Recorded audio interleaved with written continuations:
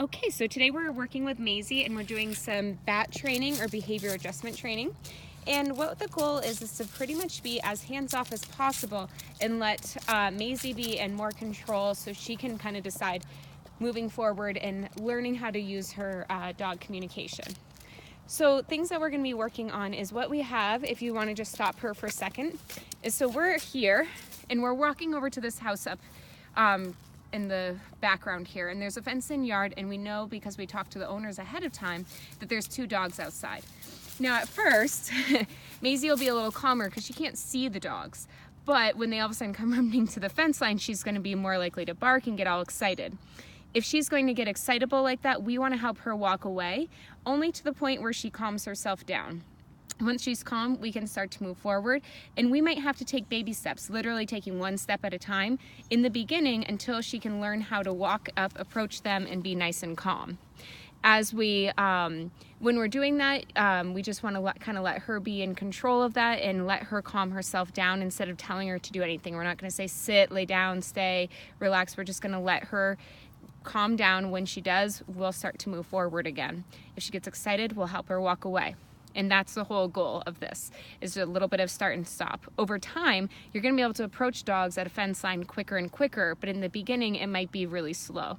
One of the goals is for you guys to be bored. If she's so calm that you can be bored, that's a good sign because it means she's that relaxed. If you're not bored, it means that she's vying for your attention in some form, and that means that she's probably not as relaxed as she could be. All right, so let's begin.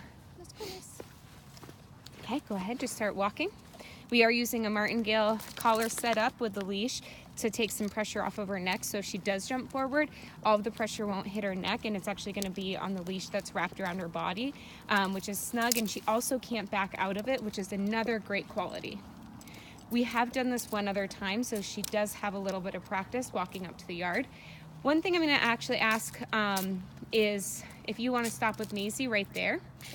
If I can have the husband walk towards the fence line to get the dogs to come forward. The purpose of this is that we don't want her right at the fence line and then the dogs come running out to greet him.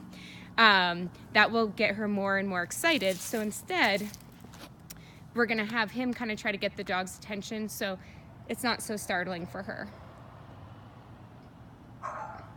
Okay, there they go. Barking a little bit, getting attention. All right, try taking a couple steps forward. With Maize, she's relaxed enough to take steps forward. She can hear that they're barking. Now they might, when they see another dog, they might be more likely to come over and start barking. I'm gonna walk over here just so I can get a little bit better profile. Okay, so we have a dog that's kind of sitting under that covered area. Okay, and just let her hang out there until she relaxes. She's whining a little bit. There, she's starting to relax. See how she's not whining as much? She's still moving around pretty fast, but let her relax. Okay, then take a couple steps forward now that she has relaxed. Okay, good. Another important thing is to not let her get too far ahead of you, because if she's farther ahead of you, it puts her in a leadership position where she thinks she might have to worry more about what's going on. And if she's right next to you, she assumes that you're more likely to be in charge and she doesn't have to worry about things like that. So keeping her in that kind of heel position next to you will also be a huge benefit to her just psychologically to help her kind of overcome this. Okay, go ahead and start walking past. Great.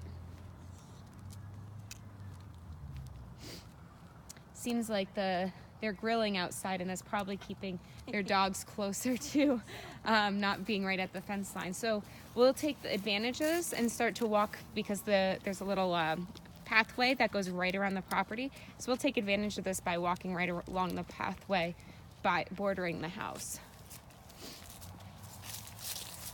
Again, fence is over here. Perfect.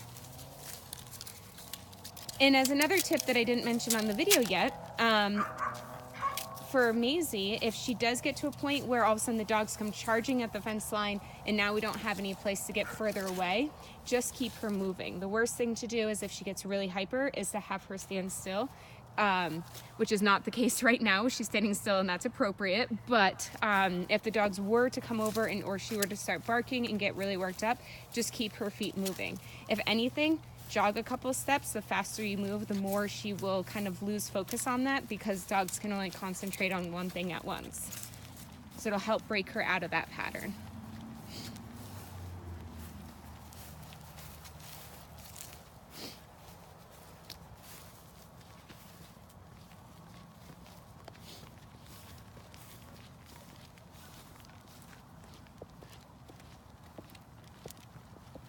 Good. All right, so this is how we're going to help Maize overcome her reactivity and barking at dogs on walks.